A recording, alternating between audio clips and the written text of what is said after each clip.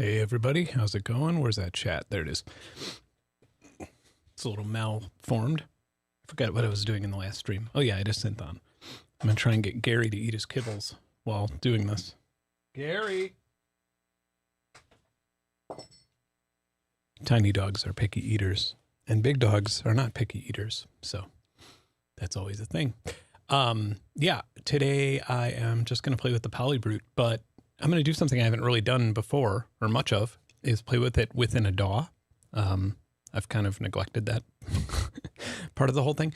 It seems to be working decently okay, but yeah, I think I just, I like the feel of it, and I like just performing on it, but I haven't really done that much sound design, and I've been meaning to. So, I may make some presets as well, but anyway, I'll just dive into that. I don't know if I have any other news. Do I? No, not really. Nope. I've been in Asheville for a few days. I may go back for some more political support for Kim Roney, the mayor. And just getting a feel. It's interesting to get a feel of a city that leans pretty far left and why they would want mass surveillance. And then a lot of it is lack of solutions, which is something that I hope to attack in the future, in the near future. Sooner than later, probably, since it would be nice to have that out for a while, as much as I want to be done with surveillance stuff. This is the year of that. So, and I appreciate everybody's support in the Patreon and Discord and everything like that, because he's eating everybody. Because yeah, it definitely starts to feel like a job, but it's something that needs to be done. I feel like this is our last chance, because you can't really scale back a lot of these things. Oh, you were there. That's okay. I mean, if you left before the DJ set, I was literally just playing random garage tracks. I've been into kind of obscure garage lately. I mean, I have been previously, but lately more so. I don't know why. It's just been a thing. Let's dive into this. This is Polybrute Connect, which is fun. I'm going to try and fit it all onto the screen, though. I did load this in Bitwig. I was going to do it with the note grid, but I kind of, yeah, it wasn't very, I don't want to say it was unstable. It seemed like not all the messages went through. It seemed like it was handling it a little bit better in FL Studio, which, well, maybe not. Well, I still hear reverb, so... Oh, okay, yeah. It doesn't seem to be perfect.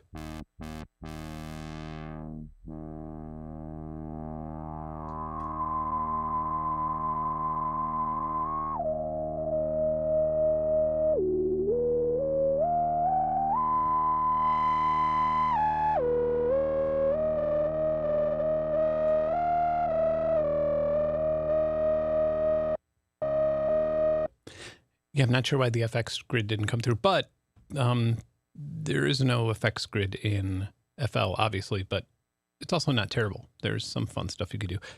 Oh yeah, this is so much easier than on the synth. I mean, I knew you could do this, but it's quite easy to just...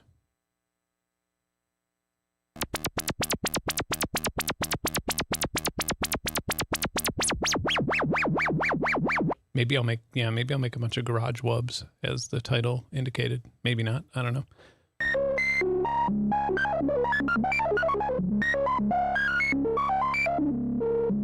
Yeah, I almost don't care that it's buggy.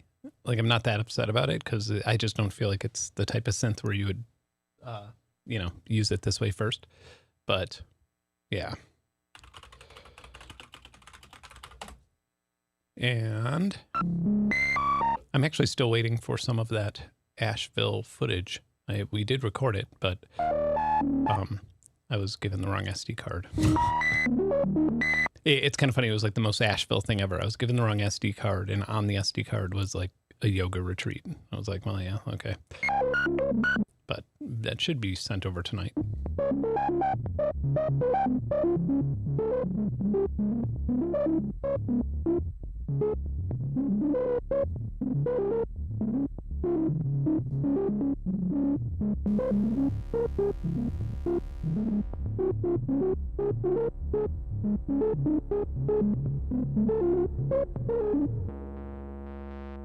Ooh.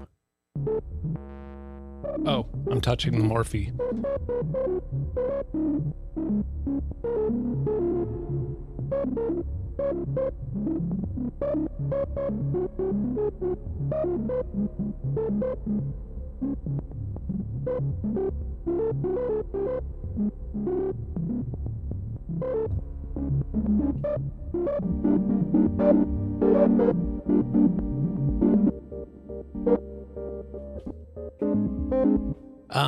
Yeah, let's make a wub or something.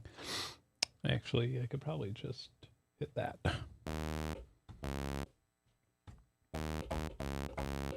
I'll make a...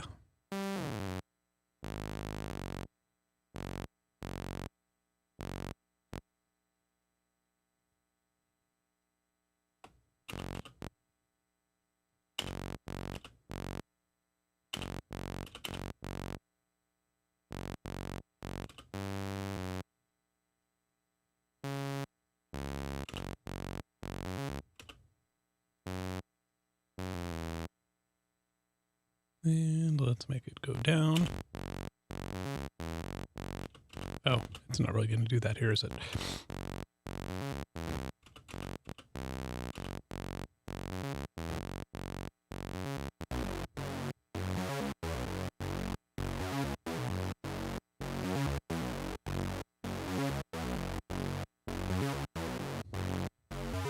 I mean, Arturia kind of did stop making lusty hardware. I mean, not on I mean, I'm sure that I know they have stuff in development, but this is the last thing that came out from Arturia that I was really like horny about.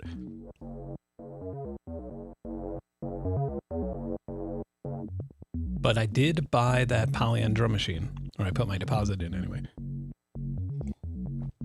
Yes, bought it. Even influencers don't get free drum machines like that. They didn't create that many, and also, you know, I kind of want the company to stay in business, but...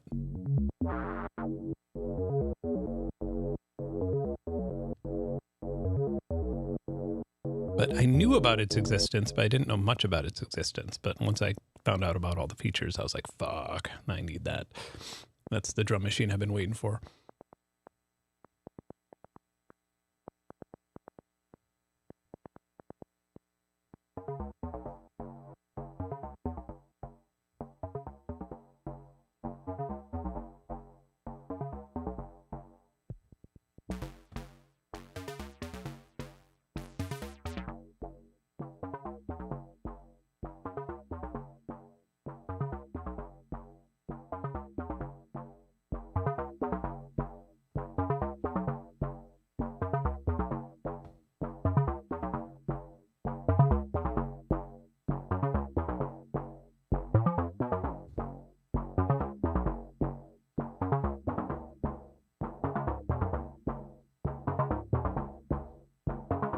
Oh yeah, I forgot you could change these here.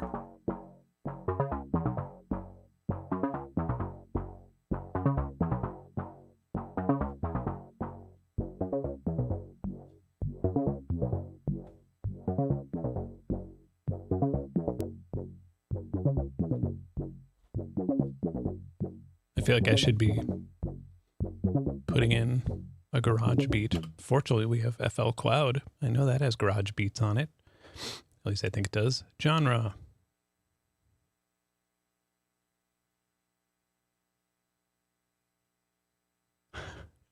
Bass music. Okay, whatever. Instrument. Drums. Tempo. Near mine. It's going to be really loud.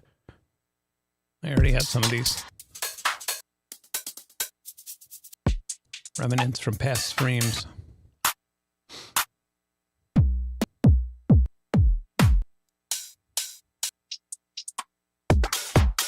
A little too much there.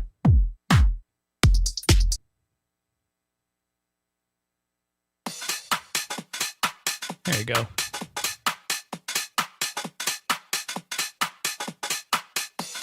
That'll do the trick. And what is our BPM for that? 130?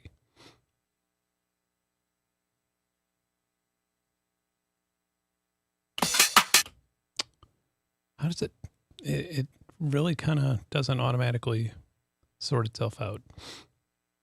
I'm so not used to using this little amount of screen. I'm spoiled by my wide monitor. I think everybody who watches my streams should just get a wide monitor, and I should just stream in like super duper resolution. Berkeley has a class on how to use Suno. Well, now I'm really glad that I told them I'm not interested in speaking.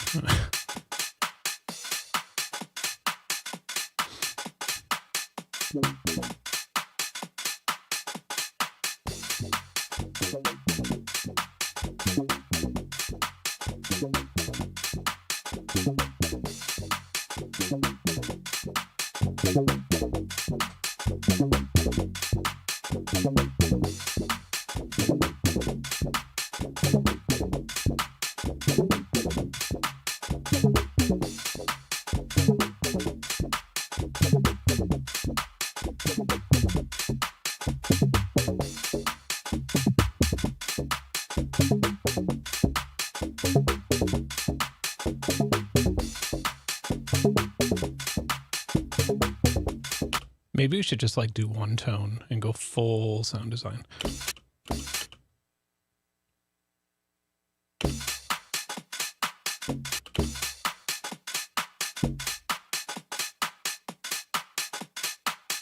All right.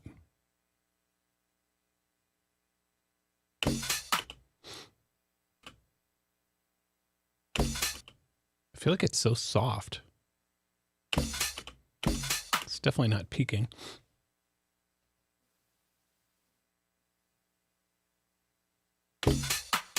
All right, so let's just make a core patch.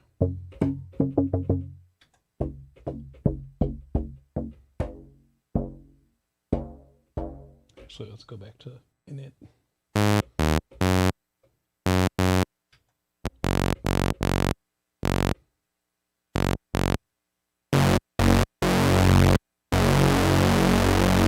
Much louder.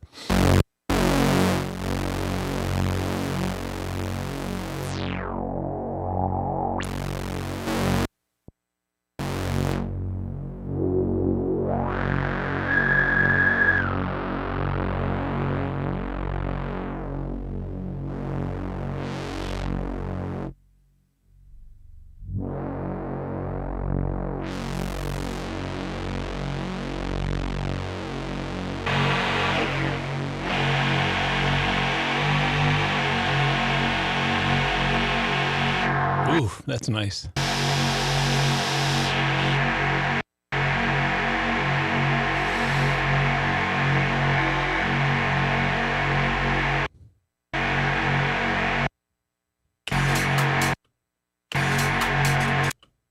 So right off the bat, we could just fuck with the pitch. If we could find our parameters.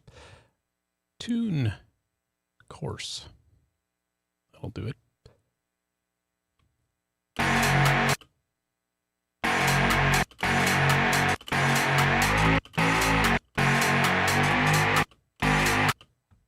Zoom in.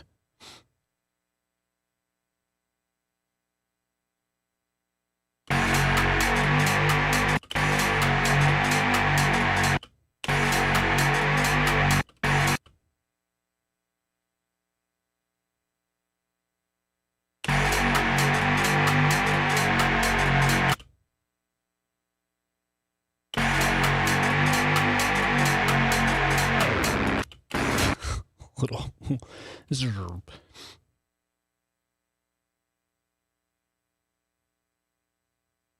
I don't know where my data indicator is.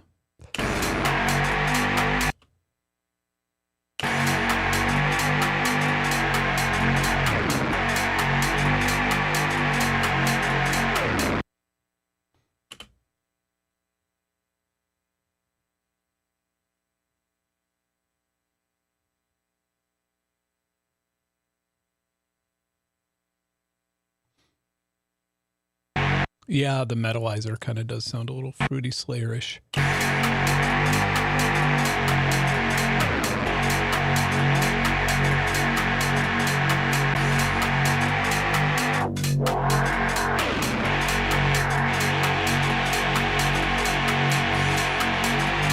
like something a little bouncy.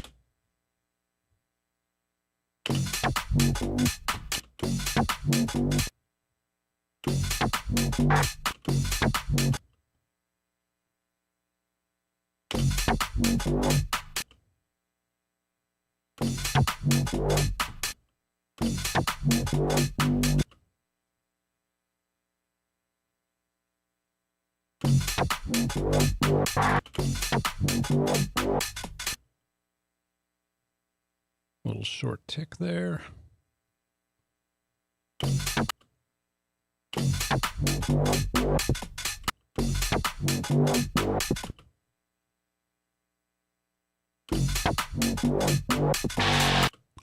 It's so over the top.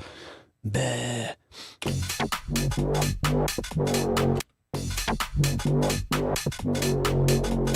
And then here we could LFO it.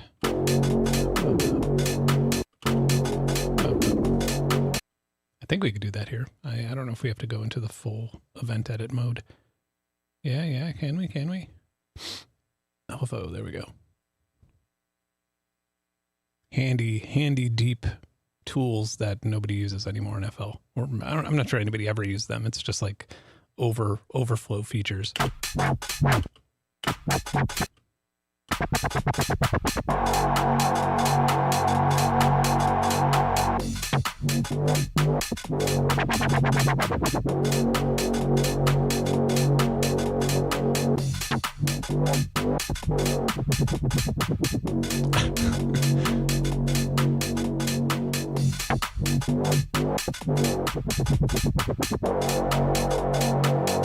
And if you want to go crazy,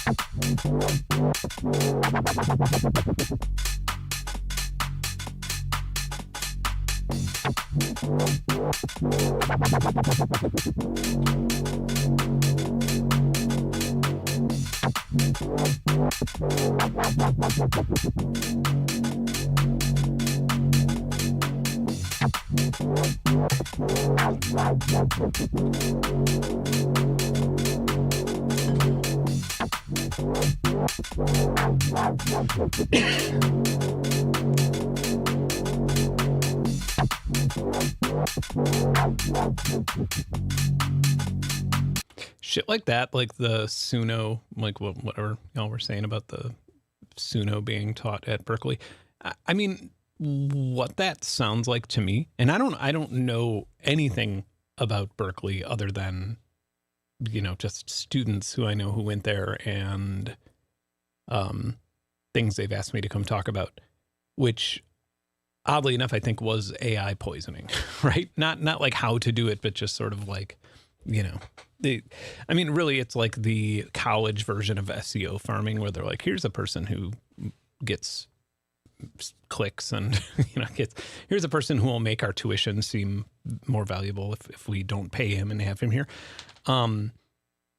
But anyway, yeah, that's all I know about it. But like stuff like that just really makes me like, I don't understand the value of that. Like I don't understand anybody who would possibly work at Berkeley as a music professor or a music technology professor who would actually think that that would be useful for anybody.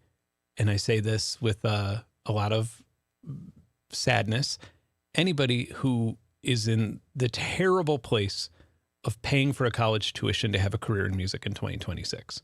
Like, if you do it, more power to you. I respect it. It's fucking crazy.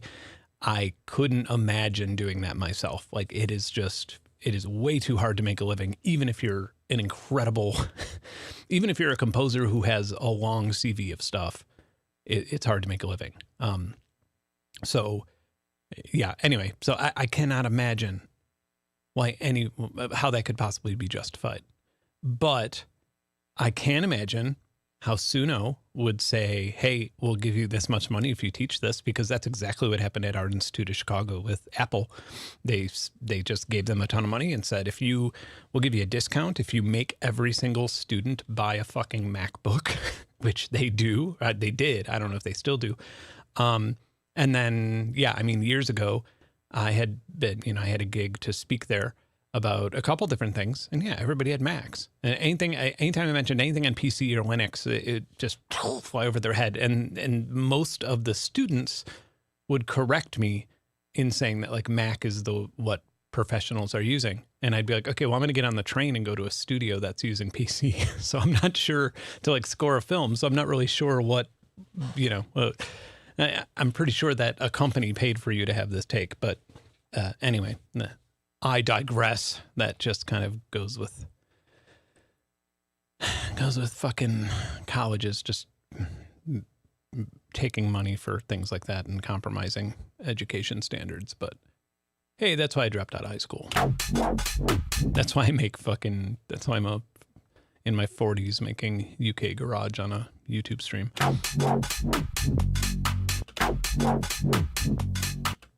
I like how that ramps up, but yeah.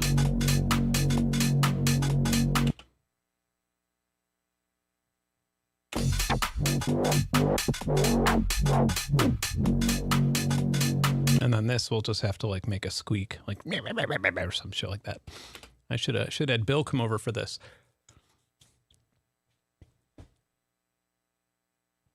Yeah, as I got older, I got less like, I don't know. I spoke about this before where like colleges would ask me to speak or ask me, and I've done plenty. And I feel like the best experience I had was with economics. I spoke at a couple economics things. It was kind of like around when the capitalism video came out and stuff. And that seemed to be like the one that maybe had the most value in like looking at the curriculum and like the attention that the class, but most of the times when I've done any sort of music thing, it's really, I just felt like I was talking to teenagers who were like, who the fuck is this guy? Yeah, I don't like checking out other channels to learn how to produce genres. That ain't my thing. I mean, maybe this will sound like shit. Maybe it'll sound good. We'll find out. But, I don't want to create music like the others. I want to do it myself.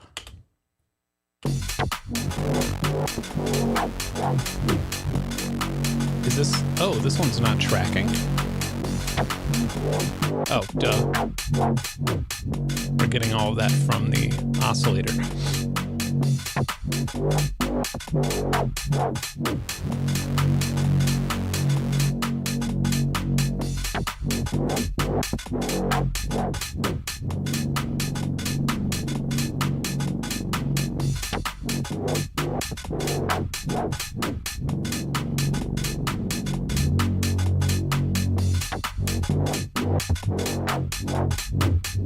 Yeah, Garage is like 135. But this is what Loop Cloud or whatever the fuck told me, so this is what it is. It must be. Why would it lie?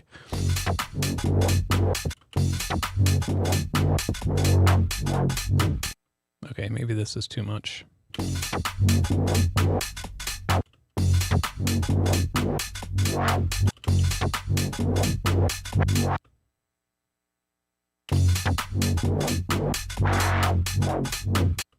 I mean, the Loop Cloud is a thing, but it's probably the best named of the bunch.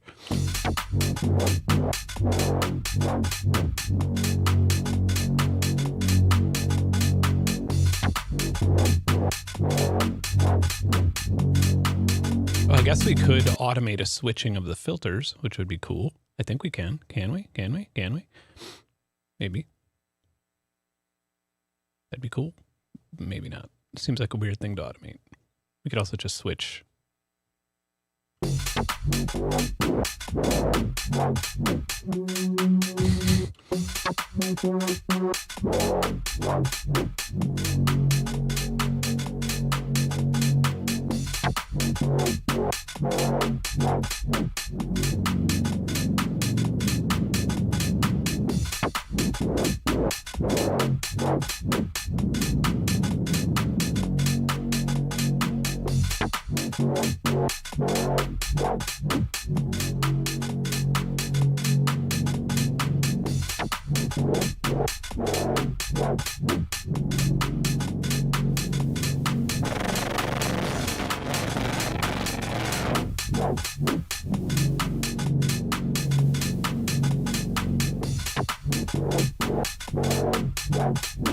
Okay, we'll put this one in this here.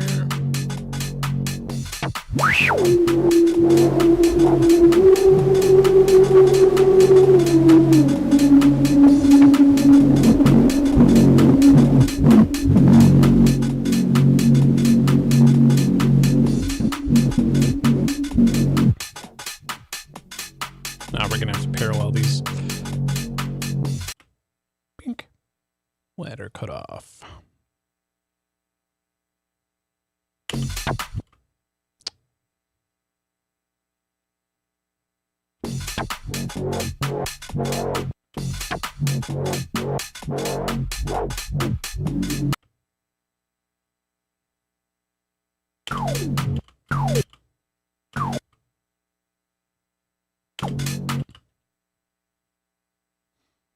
Is the whole thing out now? I did not realize that the whole new Boards of Canada came out.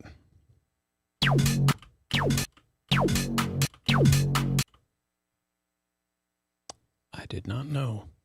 I'll have to check it out. This would be a good LFO opportunity.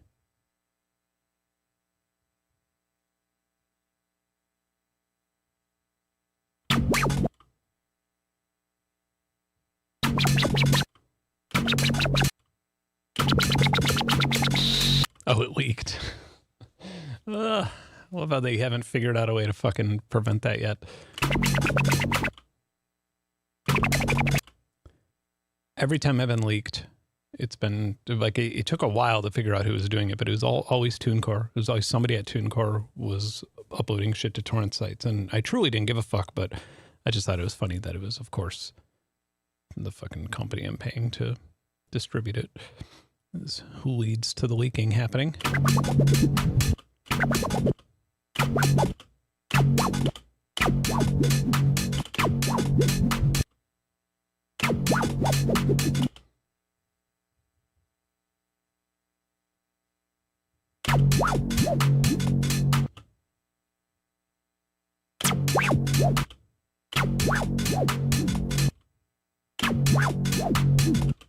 And we'll probably want to kill that other cutoff. The old Steiner cutoff.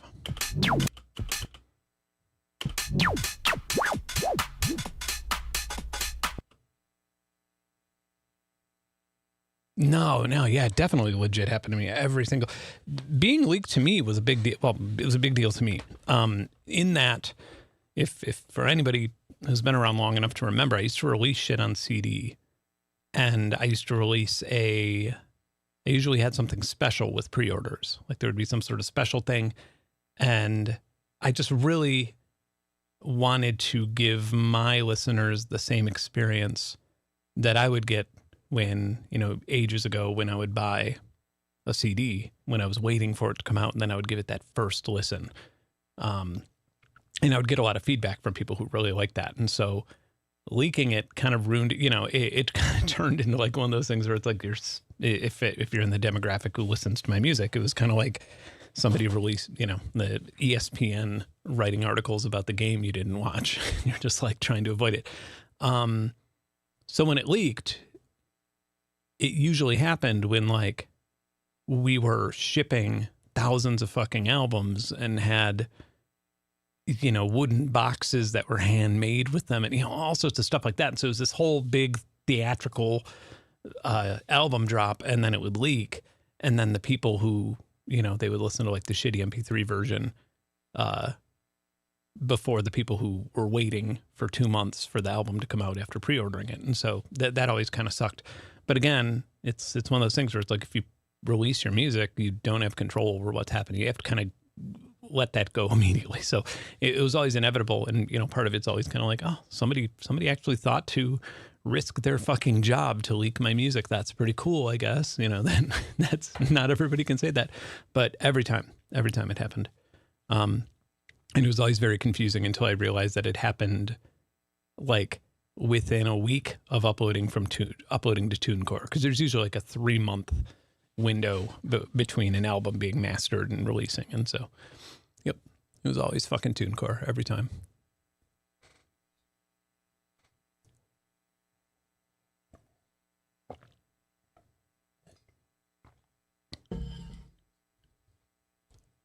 But yeah, it's like for the purists, it really sucks. I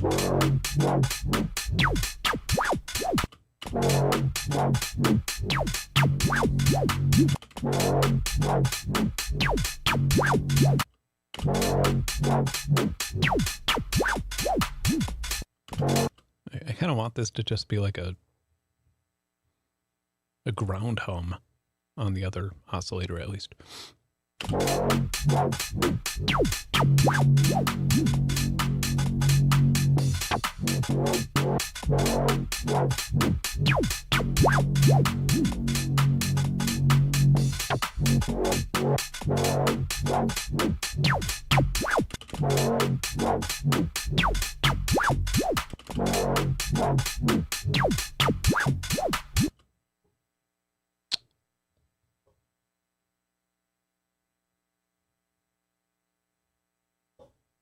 Yeah, Gary, bark at that thunder.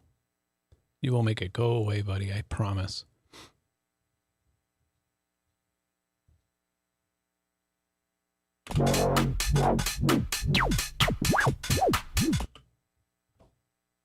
Maybe they have something in the line. No idea how much hits the works.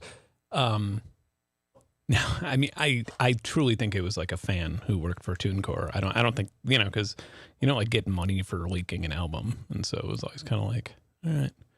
I mean, I guess you get ratio if you're a member of like a private tracker, but like, I don't think anybody gives a shit about ratio that well, obviously some people do, but you know, if you work for TuneCore, I don't think you have a problem keeping a torrent ratio. So.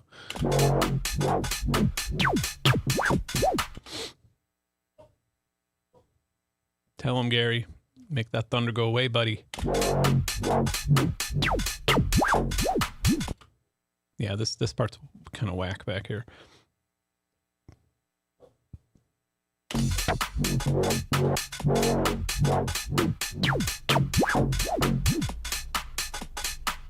I kind of like what's happening right here. Can't really hear it, of course, but...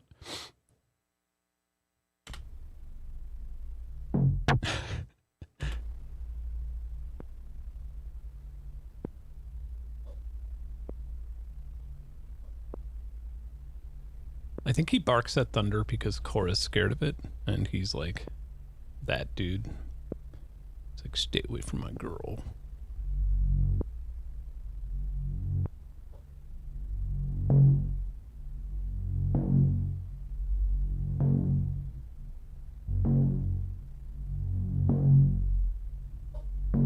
Well, I feel like if anybody uses like redacted, that's they're kind of fucking crazy about rules and ratios. And so I could see like somebody who's really into that site being...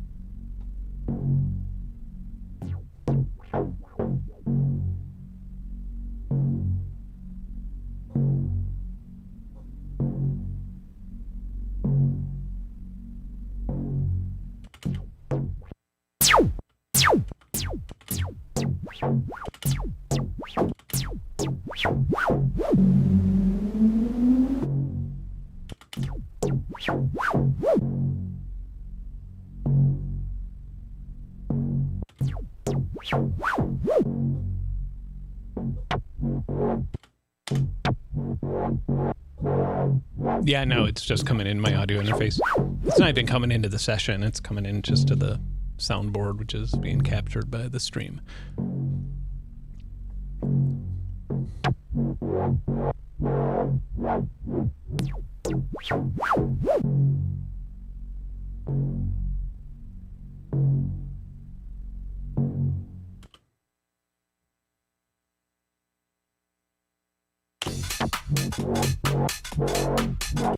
Speed it up.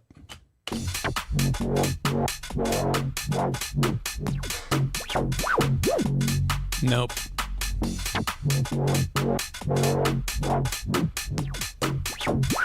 I wonder if I could do a better tone just playing with it for 60 seconds.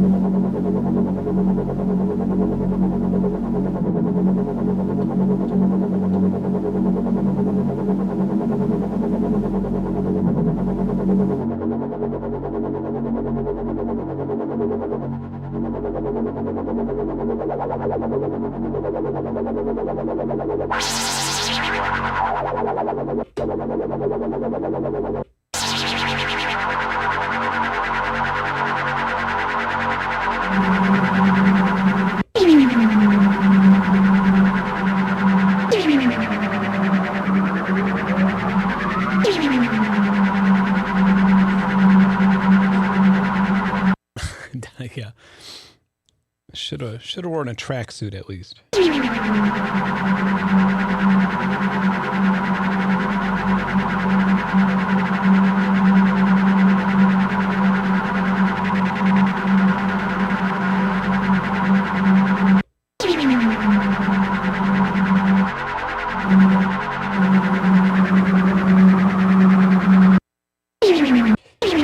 Actually, it makes me wonder if we... No, reset. All right. One thing I've never done on this, let's try it, is, well, I should probably clear my session. Actually, you know what? Maybe I do have a garage song somewhere in my recents here. Let's go. Oh yeah, I do. I could play you a demo tape of something that I didn't actually delete. I'll never render it, but these are the things I make when I have 30 minutes to myself.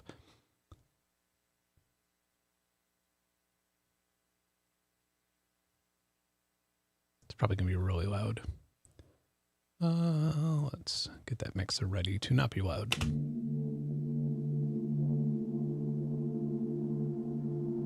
Oh yeah, Paul stretch.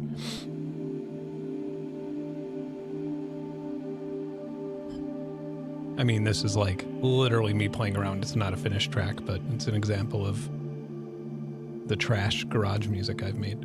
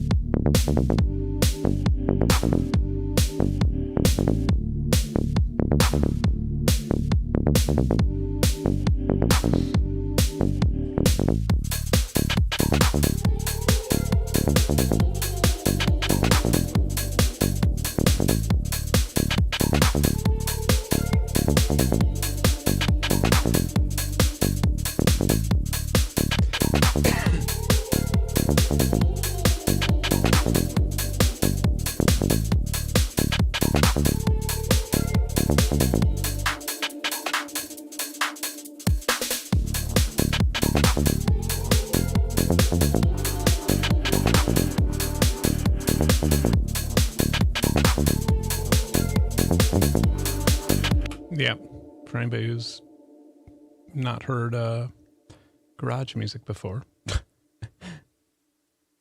Oh, here's one that's probably 10 times shorter. Thank you, Gary. Just buffing at Thunder still. Yeah, I feel like this used to never be the case with FL, but to be fair, there's a lot of plugins. Plugins do this as well. I don't know what plugin would be doing this. Remember the last time I opened UVI Workstation on a stream and it took like 30 minutes, and then I was like, well, that won't happen again. And I opened it again and it took like another 30 minutes and it was just a hot mess. That was a good time. I think the worst stream I've done, you know what? It's showing up in my menu lately. Re-sing. Yeah, Cora. No, let's wait. Let's find out what VST plugin's doing this.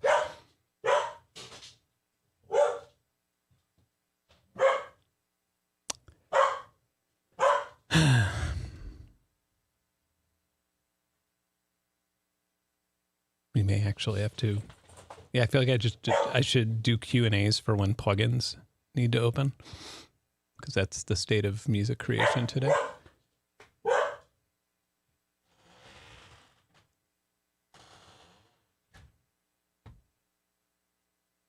Okay. Well.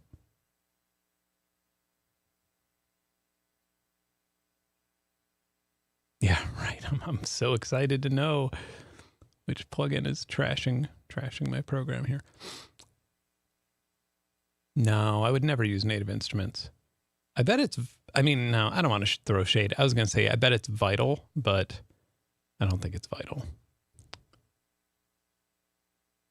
All right, well, let's reset the display, make sure it's not that. Nope. All right. You know what it is? It's Windows. That's my blame for fucking everything right now. It's become such a hot mess. I mean, you know what though? I still have yet to fully get using my new PC. Maybe Windows isn't as much of a hot mess as I make it out to be. Maybe it's just like my years of installing things. But now I want to open it again to try and find, but I'll crash if it takes more than a second. I'm really wondering what plugin it is. Oh, there it goes. It opened. I thought it would be Vital. But I also haven't updated Vital in forever. Oh, this is a Polybrute, not a MIDI keyboard. Yeah, that's pretty garagey.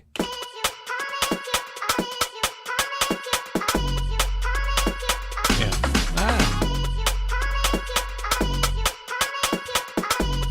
Yeah, this is like 15 minutes of work.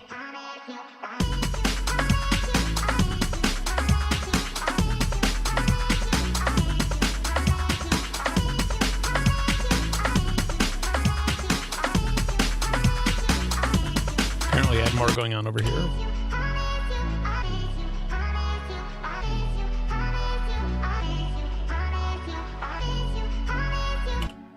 Yep.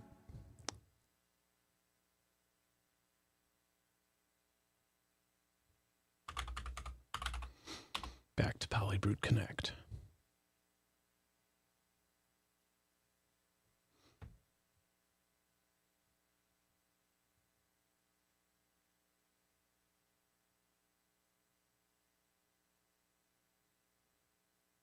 Yeah, I like Vital. I thought for the longest time that it hadn't been updated in a while, but apparently I was wrong. Apparently it has been updated. Let's make a chord sequence. Oh, you know what I haven't played with since it like came out? I don't even know if I still have them installed. Is those like when FL released the scripting. That was so much fun for like a month. And then I kind of never opened it again. I don't even remember where they are. But I had many, I had many scripts. Yeah, there they are. Yeah, I swear I had a simulacra script. Bouncing ball, Benn quantize. No idea. Yeah, 2023. Okay, let's see what that does.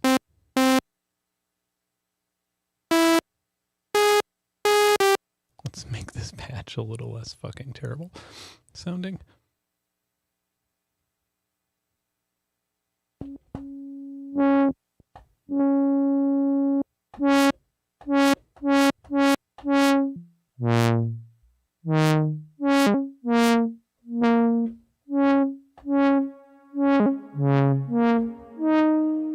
There we go. That's a little bit better.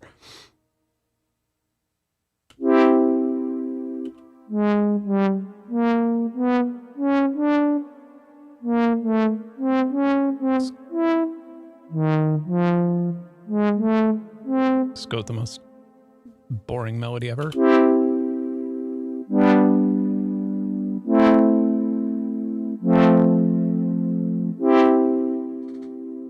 Let's see what my thing does. Actually, let's get rid of the attack.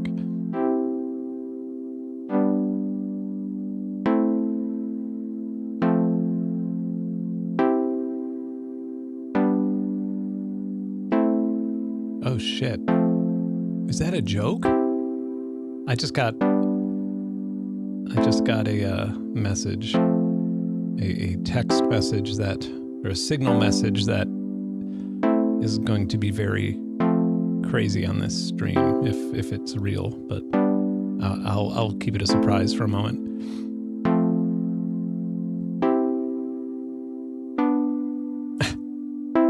Not sure what I tried to do with this script, but hey. Oh.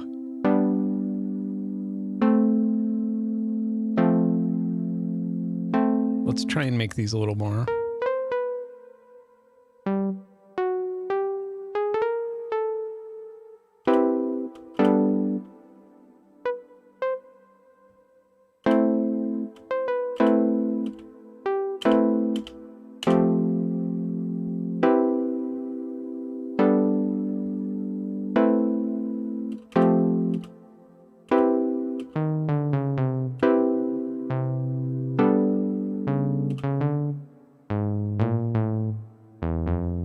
This is just me trying to imagine what the hell that script I wrote did.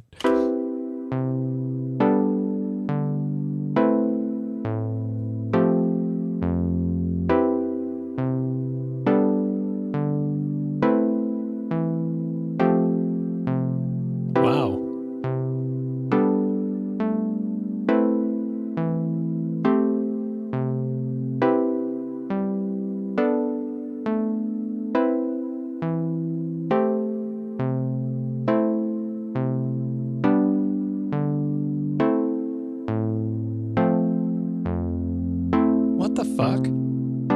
It's kind of funny because I was like, what does this stupid thing do? And it literally restructures a melody. It does kind of what the key step does, but like with multiple chords.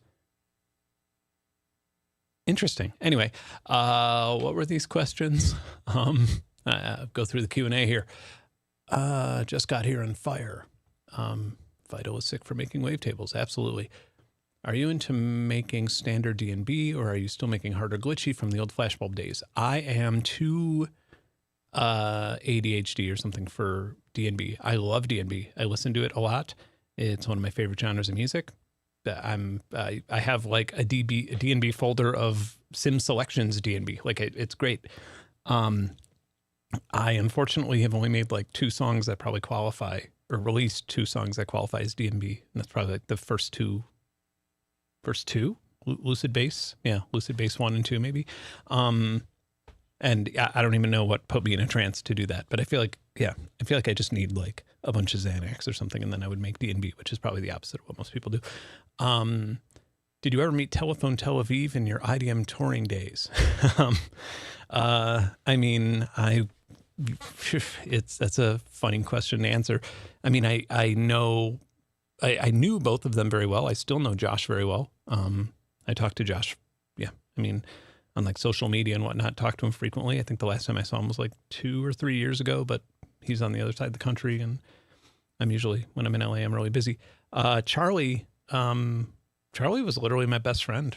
Like when he passed away, I hung out with Charlie constantly. Like I actually moved to a neighborhood in Chicago just because it was closer to his area. Like, so yeah, no, I mean, in the IDM touring days, I knew them very well. And I did bring Charlie on tour. Charlie was like opening as a DJ. I don't remember how many dates, but it was with me, Richard Devine, Scilab, and Charlie. And then I have played a bunch of shows with Telephone Tel Aviv, both when Charlie was alive and then after he passed away. And I think the last time I played with Josh was like 2022. We're on the same bill with him. So, yeah. Yeah, Telephone Tel Aviv's incredible. I have to ask how big this is.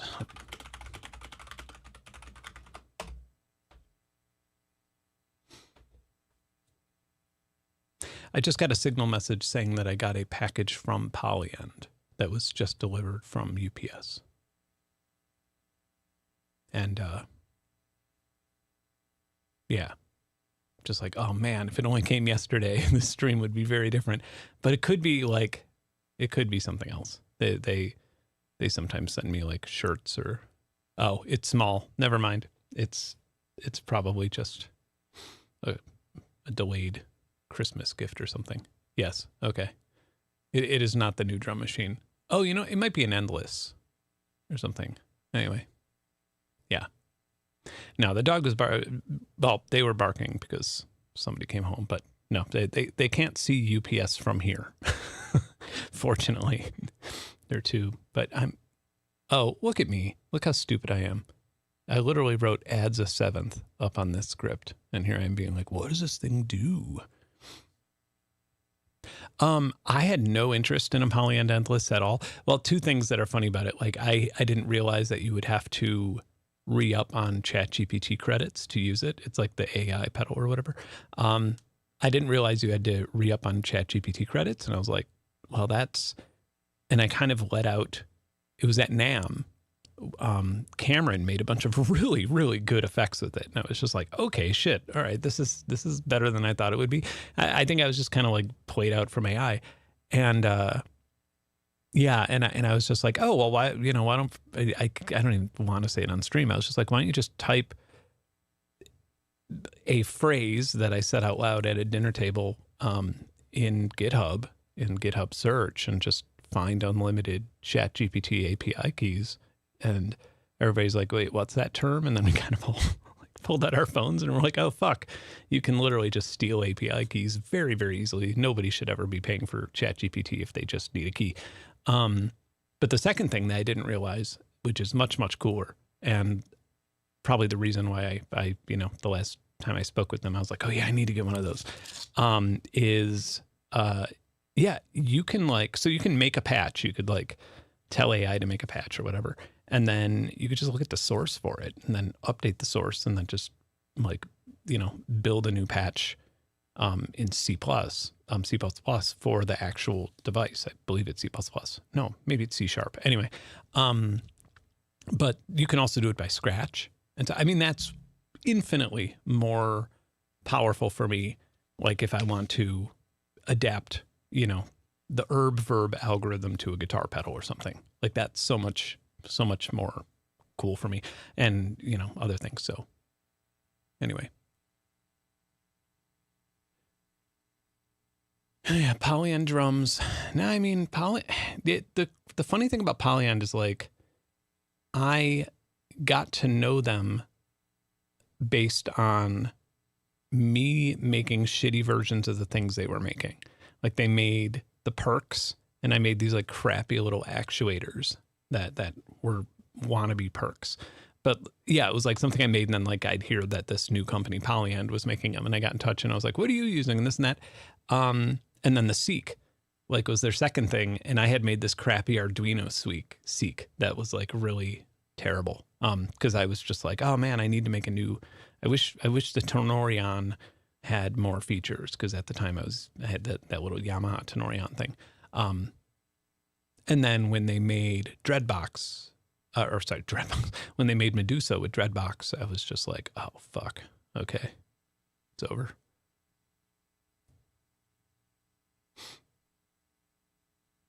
Quad asked you to open a juice source file and tell it what it's doing. I've very, oh, I didn't do a very good job with that script. Oh, change note spacing to squash them or move them apart.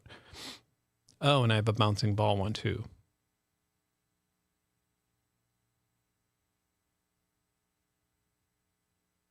Maybe they changed something. See, if AI coding only existed in 2023, I wouldn't have all these tracebacks.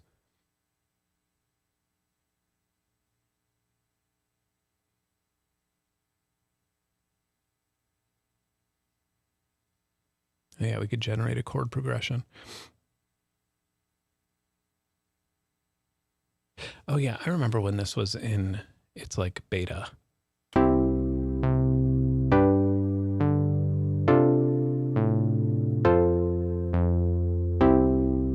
Let's get adventurous.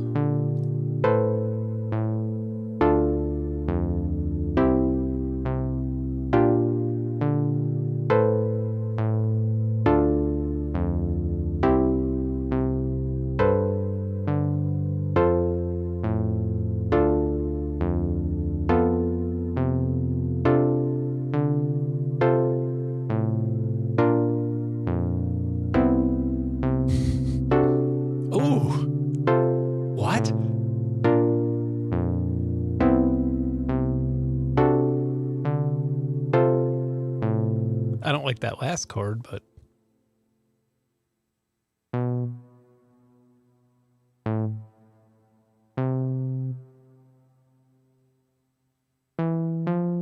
yeah, that could end on an F. Oh, I hate how it does that.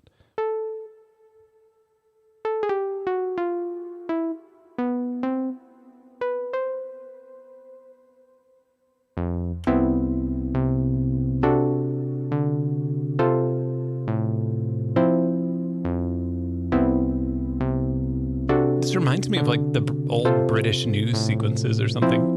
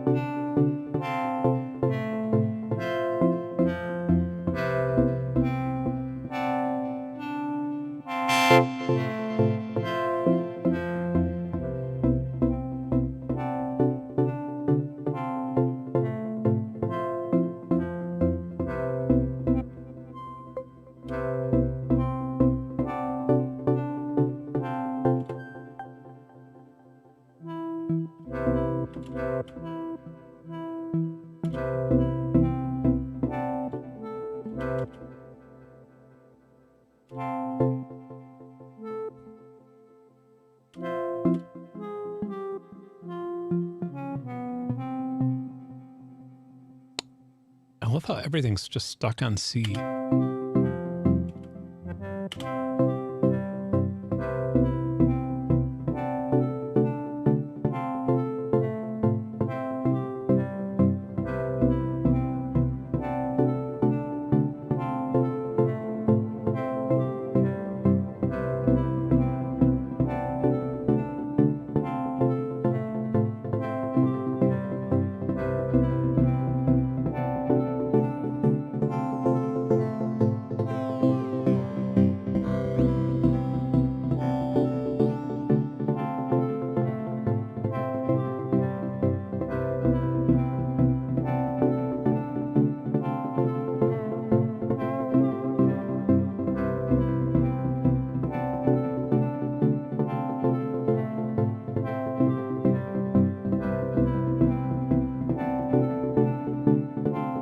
Oh, you can't hook it up to fine tune, only regular tune.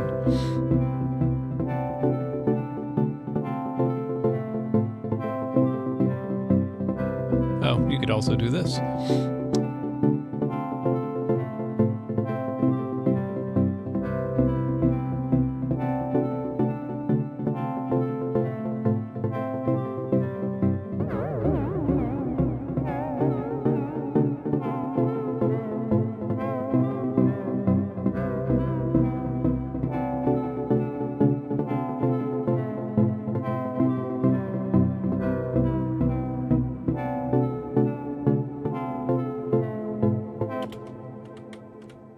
New melody.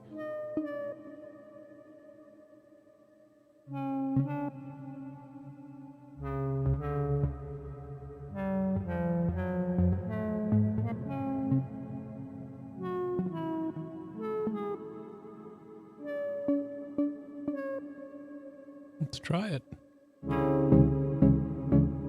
Oh, you know, let's try that game where you make a melody without hearing it. To make a song. Okay, I can't hear anything.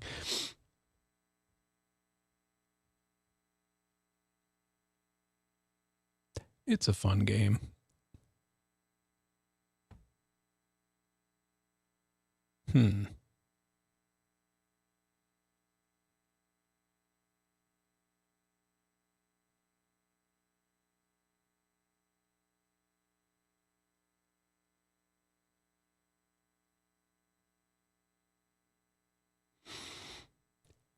It's probably more fun with an arpeggiator, though.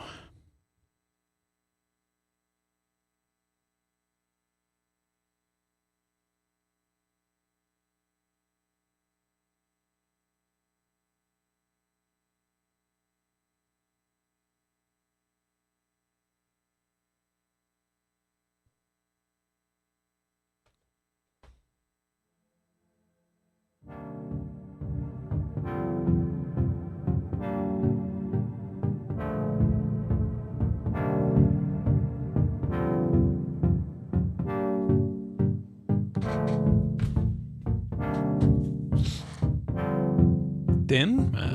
I wouldn't say so. I mean, with Metalizer on, it's going to, and...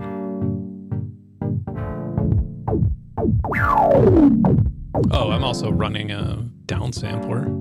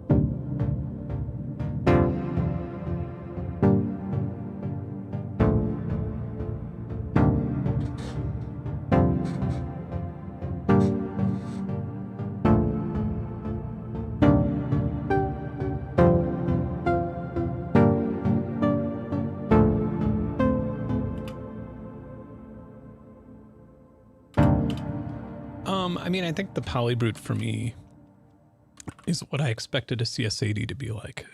But then when playing a CS80, I realized that what I wanted was a Polybrute.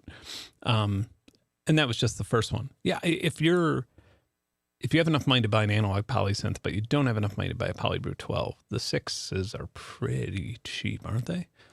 Like the difference, I mean, if you have like if you're going to be putting it through a pedal anyway or outboard gear anyway, like the only difference is the amount of voices. That's the only thing that would really bug you.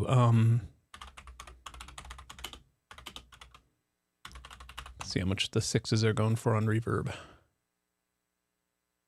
The original Polybrutes.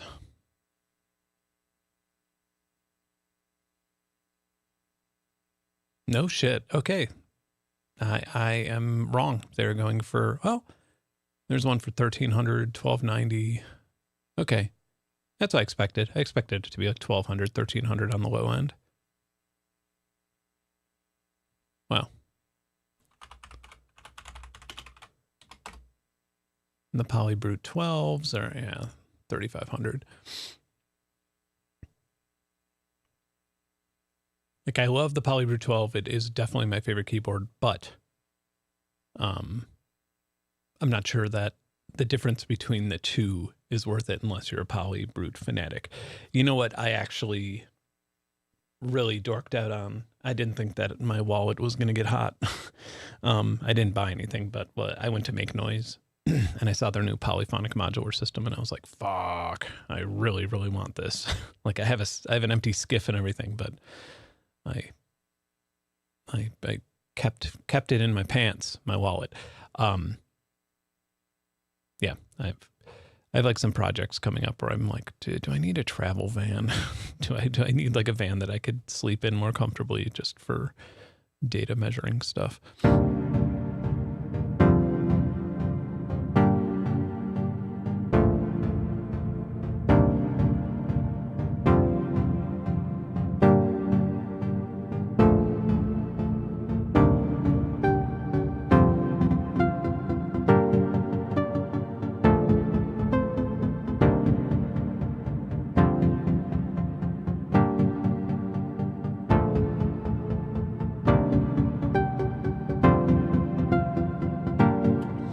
Udo. I'm not sure, to be honest. Udo synths. Let's see. I mean, I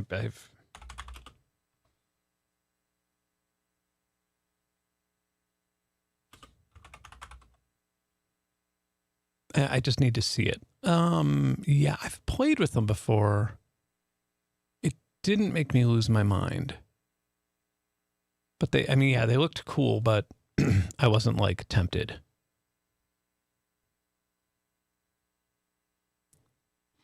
Yeah, how much are they is the real question. The super jump. Yeah, okay. I remember reading like some article where it was like the best polysynth or the most featured polysynth in the world is the Super Gemini. And I was like, maybe. But you know, you don't like look for the most featured polysynth in the world. That's not the goal.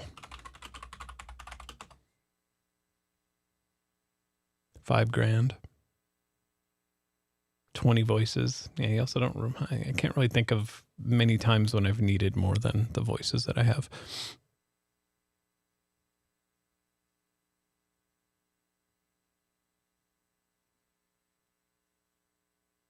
Yeah, that's what I was thinking with the Make Noise. It was like the Make Noise polyphonic system, because I really love making polyphonic patches, but yeah, any sort of polyphonic system I saw, I was like, well, I would just rather have a polysynth then, but the Make Noise one, it's like, oh, I really could kind of rope something into a different filter if I wanted to, just one key or something like that, but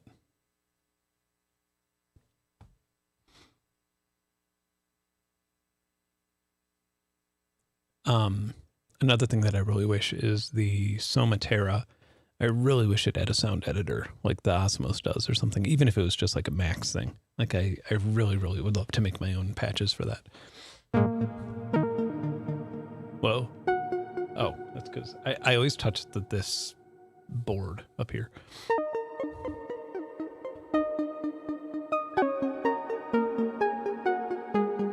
I don't think I have any of my patches on here, strangely.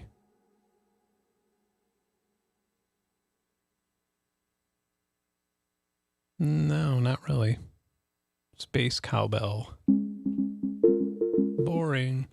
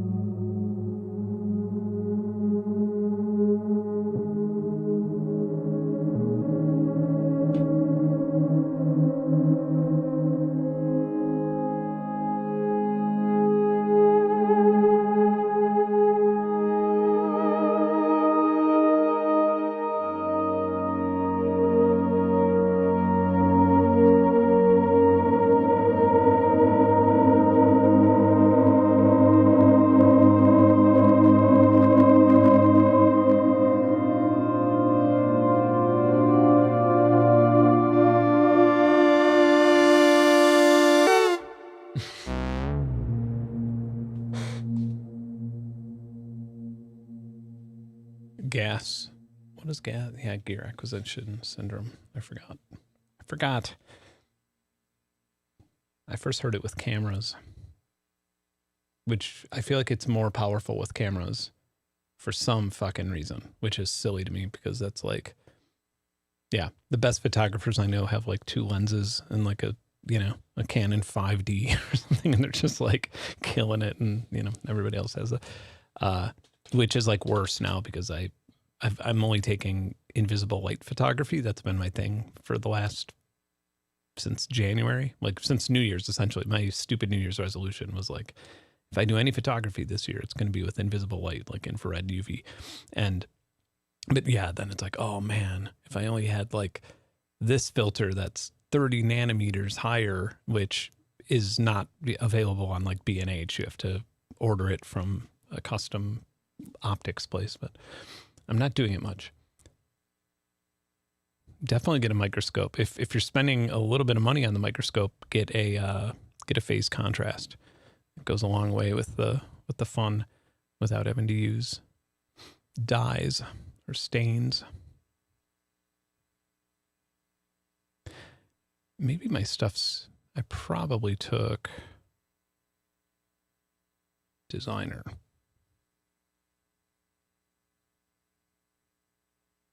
Did I just have like nothing on the designer?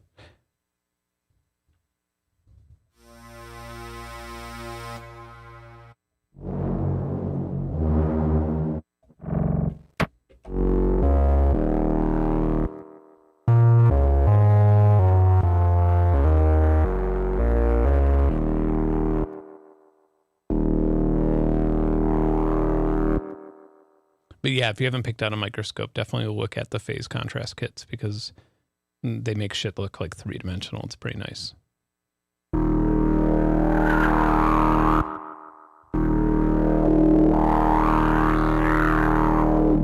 Oh yeah, I have a Canon. I have an M50. It's like completely fallen apart, but it's what I used to use in like 2020 maybe for YouTube stuff.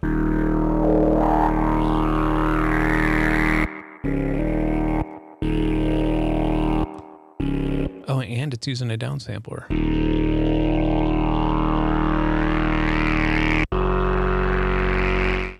I know that, yeah, the germanium.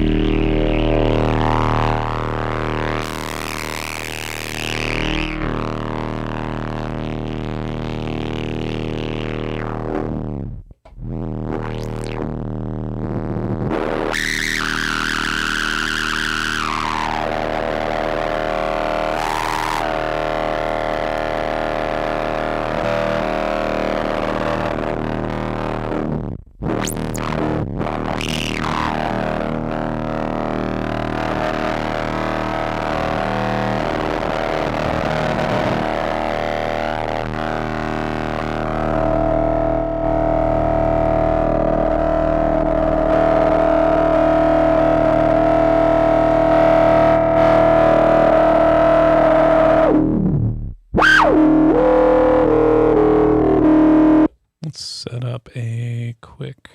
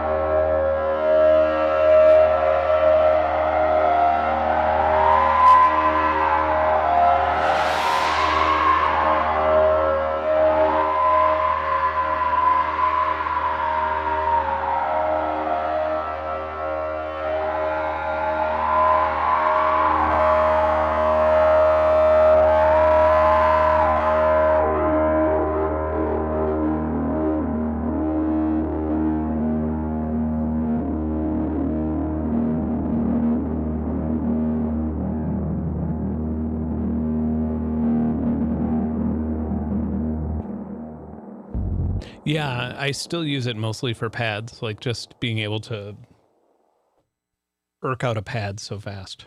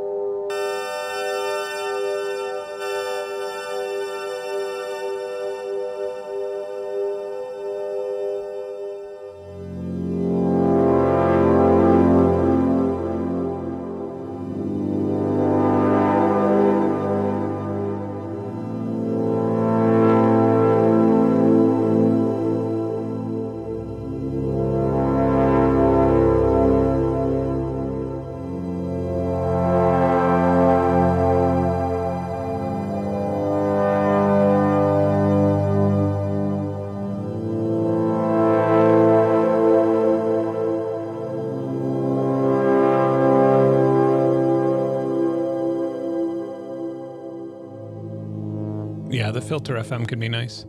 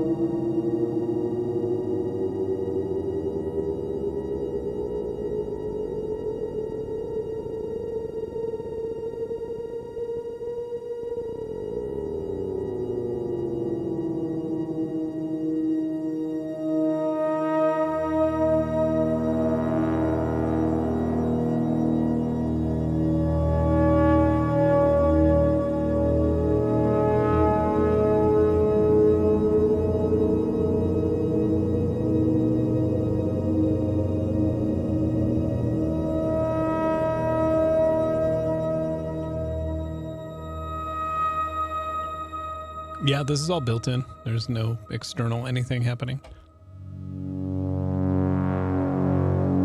The only thing I'm really doing differently is I should be using the polyphonic aftertouch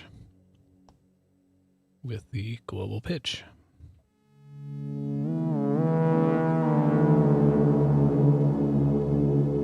That way I can go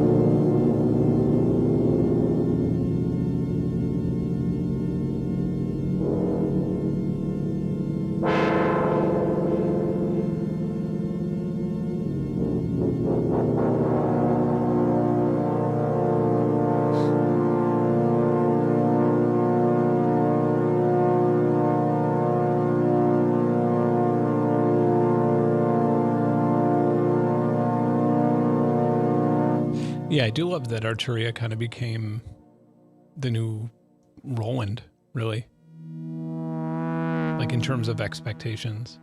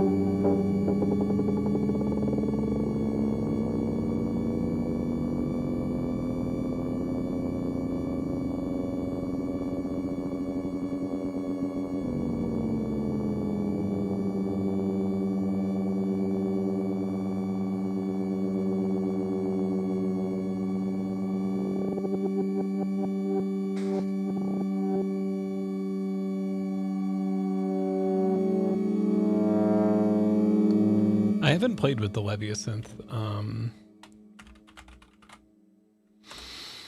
Let's take a look at it. Maybe I did. Maybe I did and I didn't realize it. But I don't think it was... Yeah, no, I didn't. This is brand new. Yeah, I don't know. I don't know how I feel about it. Kind of... I mean, I've read the specs and stuff. I'm sure I would like it. It's about time they came out with something new. It's kind of funny because it really is... Yeah, it really is like a Hydrosynth, but like in terms of making, like I guess I'm just thinking like how much you would spend making it. It really is like a Hydrosynth, but like 3 times the price just from the Hydrosynth launch. But how much does the Hydrosynth cost now? Holy fuck.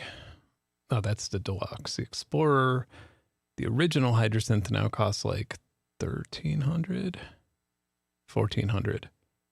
Yeah, that's wild, man. It's wild how much things have gotten more expensive.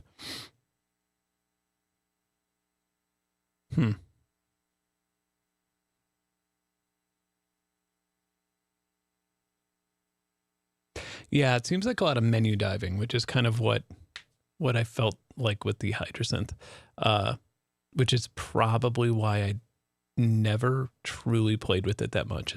It had been on for 3 years, like right behind me, and I never touched the thing unless like somebody came over and they were like, "Oh, I want to try out the Hydrosynth," and I could never put my finger on what was wrong with it. But I think it must have been the menus, and it didn't have an editor, did it? Does it have an editor now? It was one of those synths where it really needed an editor, really needed this, but it didn't have one when it first came out, or for however long. But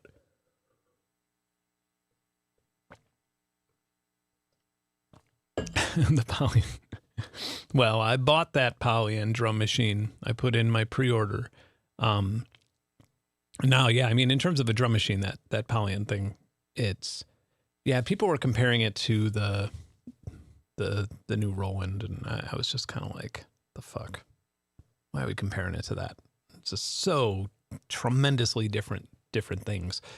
Yeah, the Poly thing, I think, is just like a very... It seems like it's a very solid analog drum machine, but with a lot of generative options. Like, it just seems like it's something that you could... I mean, when I first saw like the specs, which is like 2 years ago, they've been developing it forever. When I first saw like the prototypes and specs, I just thought of having that next to this, really. Like, yeah. Well, I guess like if I were to play like the most pretentious live set ever, it would be this with like the Polybrute 6 above it for lead voices and this for pads. And then like a drum machine like that, like a nice hybrid analog drum machine, just a premium drum machine that has a lot of the options that like the Play Plus has in it. But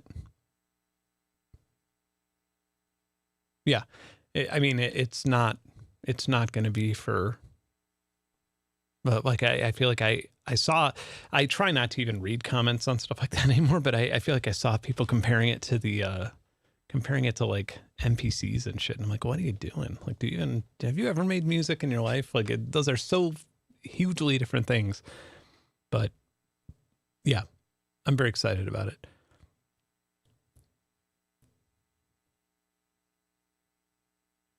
And I'm sure it's going to have tons of limitations, but that's like nothing.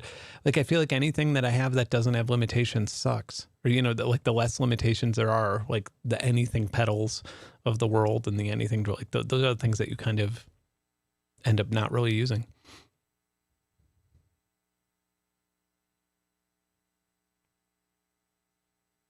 Yeah. Yeah. I mean, the Polybrute is literally a CS80.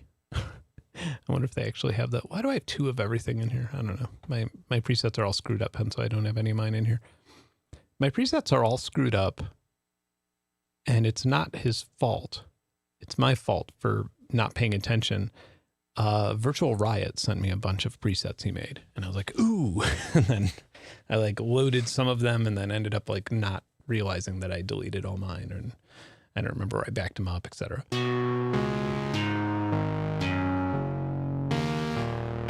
Yeah, Steven definitely loves his Tempest, which is fine. If you love something, don't let it go. Do they still have the Blade Runner thing here?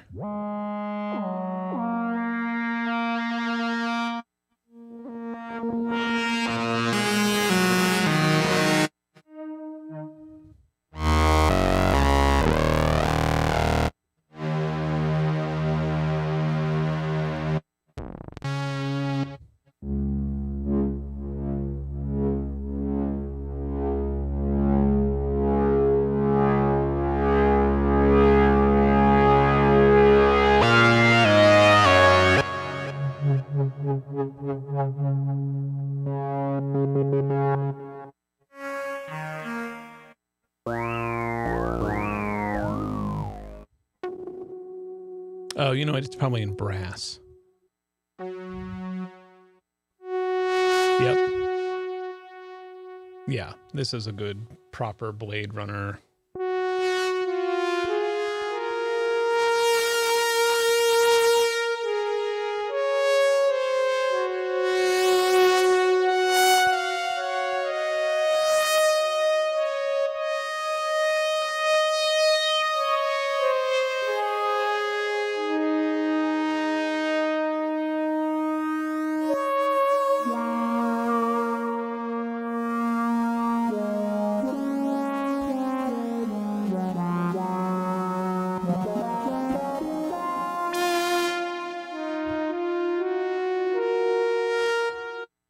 Or probably this one, CS 1977.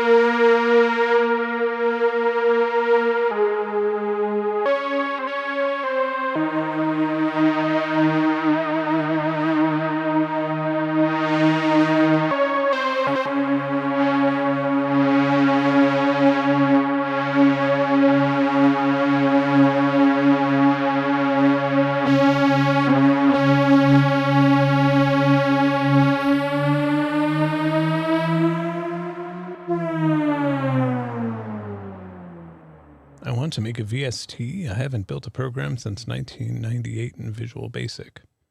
I mean, if you know C++, you're fuck. It's almost like too much. If you know C++, then like Juice might be like weird to even use something like Juice now.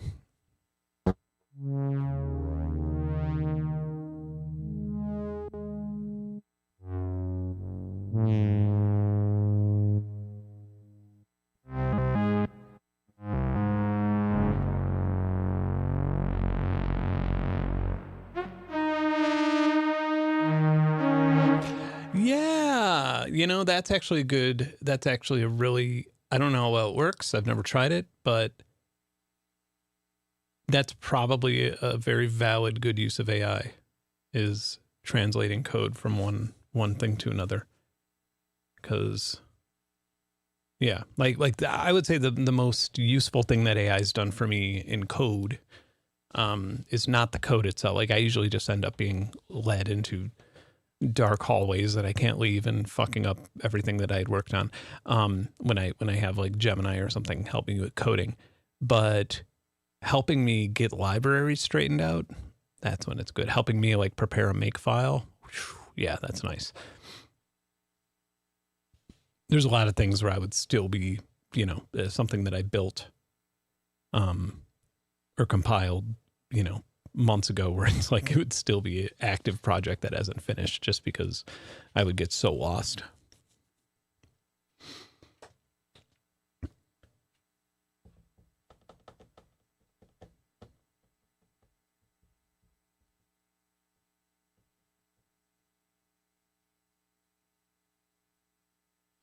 Yeah, I mean, it's whatever. I don't have I don't have a problem with AI helping at all. I have a problem with AI doing useless shit.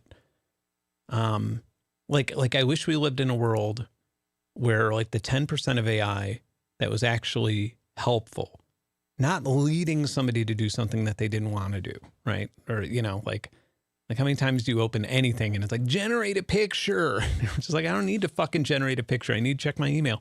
But, or God, yeah, even in Gmail now, like I don't really use Gmail that much, but when I do, it's constantly like telling me to rephrase shit that I typed into its own speak. And it's just like, I don't need this. Like maybe I would need, like, here's the thing is if I were writing a letter to a fucking Senate, for a Senate hearing or something, then yeah, I might use AI, but I would purposefully go into Google Docs and ask Gemini to like, can you double check this? Can you think of a better word than fuckwit, or whatever. But yeah, in like an email to Cameron or something, I don't need that shit. But like, yeah, the 10% where it actually works is phenomenal. And I like it. And then it's like, if we were only using that much, you would be able to have a really solid argument, at least in a world where, you had like a two-party system that was actually functioning the way it did 20 years ago or something, which is not ideal, obviously. But if you had that, you could have a very, very solid argument to be like, okay, you want to make a data center, you have to make it on renewable energy, because if this industry collapses, then we would like to have a bunch of solar power plants for use for the future. Yeah, like the use would be low enough to where you could actually, that could be a reasonable argument and you could actually improve society with it. But here we are.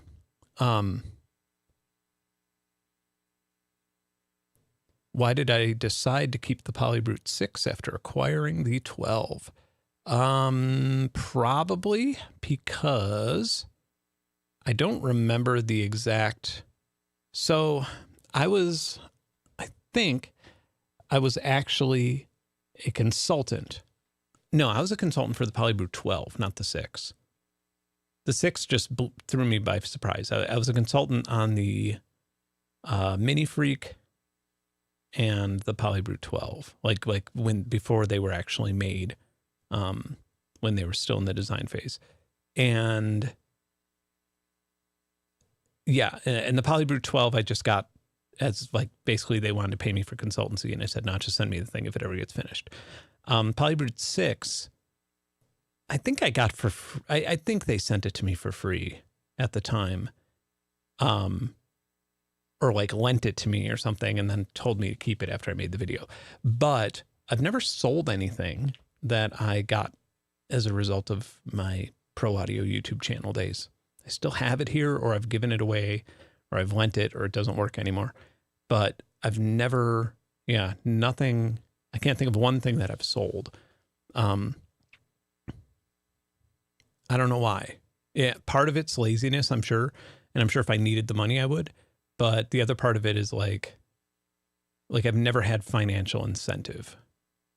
Although I've had incentive, you know what I mean? Like I've had incentive, but at the time that was the rule. Like if I don't sell, like if I sell a bunch of shit, then I'm going to be incentivized to say that the most expensive stuff's awesome, just so I could sell it, which is like, and I don't actually think that would happen, but I was like, let's just not pave that path. And let's also keep, like, when I was doing the Pro Audio channel, it was like, let's keep it in mind that I only have so much space here, which brings up a whole new thing. Like if I were selling everything, then it wouldn't matter if there was an 81 key keyboard that didn't do some stuff. Like I would just be like, oh, it's still cool. But in reality, with the amount of limited space I have, that's a big deal. Like those 81 keys, and with modular too, Like if I could just like put a bunch of modules in a drawer for a day and then sell them. But yeah, I only have so much space, so HP matters. And that's the way that I sort of justified it in my head. I talk about it as if I was like committing crimes all the time when I was just doing what like every other YouTube channel did in pro audio. But I just felt gross about it, even when it wasn't gross. I don't know. Have any other devices that you love that also have good limitations? God, I feel like the Medusa is like extremely limiting. But that's what's so great about it. It's like impossible not to make something completely unique on it.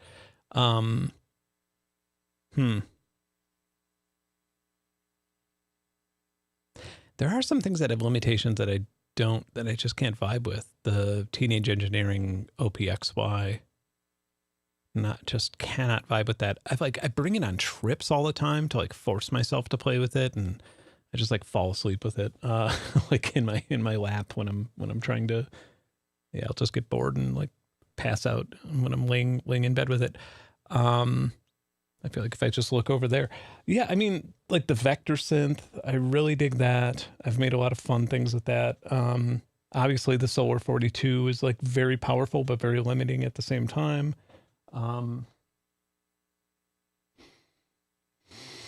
Yeah, these are just like the synths that are out here where the things that I tend to grab quite frequently.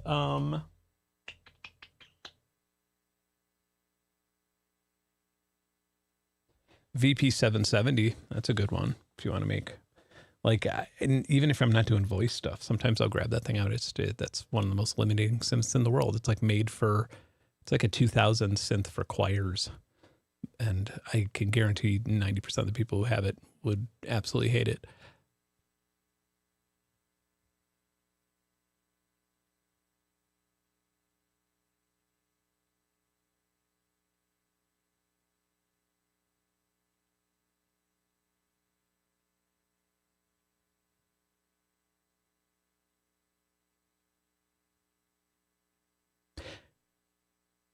Yeah, when I think about AI coding, I do two questions at once. How did infrasound go? It went fucking terrible. It started storming. It didn't even start storming. There was like lightning in the distance, and they had to shut down the festival. And then through utterly poor communication, they just the stage manager just cut the set and didn't move it. And then that was it. Months of work. And not only that, but I was like sick.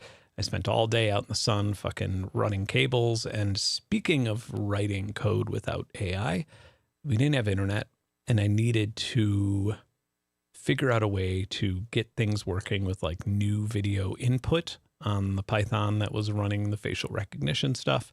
And I just cracked my knuckles and spent 30 minutes coding, and it was like one of those things where it's like I can barely speak Spanish, but I bet I could if I were in like the Dominican Republic with a gun to my head and had to explain to the police that I wasn't the guy they needed. Like I bet I could churn out some Spanish somehow, like the part of my brain that would, would get activated that remembered the words 20 years ago. Yeah. And I was just, and I got it working, and it was a miracle, but it was also a curse because the show didn't fucking happen.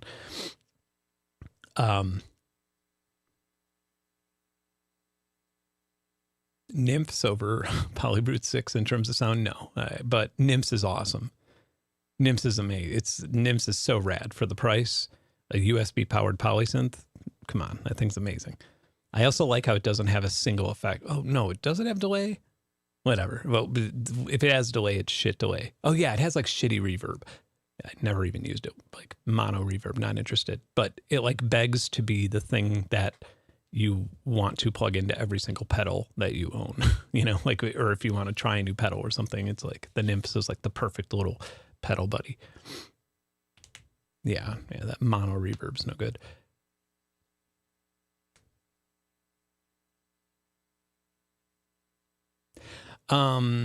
There was a video on Instagram that one of the people I had hired for video to like help with the day posted, if you're thinking of that. And that was literally them testing it out before I was supposed to go on. Like they were just rebooting the system after the storm. So It was a good time. Oh, your first and only synth is Nymphs. Yeah, I mean, Nymphs is such a fun thing. But I actually considered getting the newer Dreadbox Polysynth, but I didn't because the price was not... I didn't want to ask for it for free because, you know, I didn't want to promise content. But yeah, I am thinking about doing a art installation type thing with it, but trying to figure that out without overdoing it like I did with the festival. But yeah, how do I do anything without overdoing it? That's the question of the year. But yeah, like going to Asheville and doing that last week, doing that little Q&A / DJ set made me realize that there might be some spots for art like that to coexist with political movements. Also, before I sign off, what the fuck are you doing, Fender? Is anybody up to speed on this Fender shit? What the fuck is happening? Like it's insane. It's so crazy. I just can't believe what they're doing. Like, did Uli Behringer buy the fucking company and all of a sudden just start doing his bullshit, or Trump Jr. or something buy Fender? It just blows my mind. It blows my mind because when I think of brands that have brand value, like Coca-Cola, Apple, where it's like they worked for a century on making their brand valuable, on making the name synonymous with the quality thing that product is. That is what Fender is. And Fender has been making mid guitars for a long fucking time. They've been making guitars that aren't great for as long as I've been alive. That's been what, like, once you play guitar long enough, you realize that, like, if you buy a Strat and it plays amazingly, you got lucky because the quality control isn't incredible. But it is a reputable guitar. You're never going to have one that plays terribly. It's synonymous with guitar. I've worked with the company in the past. In the beginning, it was a very cool relationship. They just sent me that expensive Acoustasonic thing. And I loved it. I thought it was great.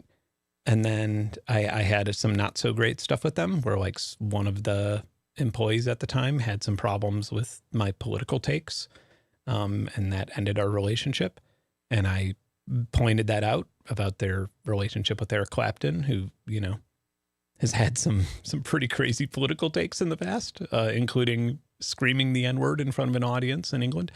And so anyway, for that brand to take the brand value that they've built, which is the only thing that is extremely valuable about Fender. If you take that brand value away, you have a bunch of mid-range guitars that are worth, you know, a fraction of what they're worth now.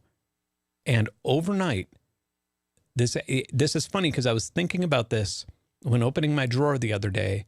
My mom bought me a Fender shirt for Christmas a few years ago, and I wore it here and there because it's a Fender shirt. Why not?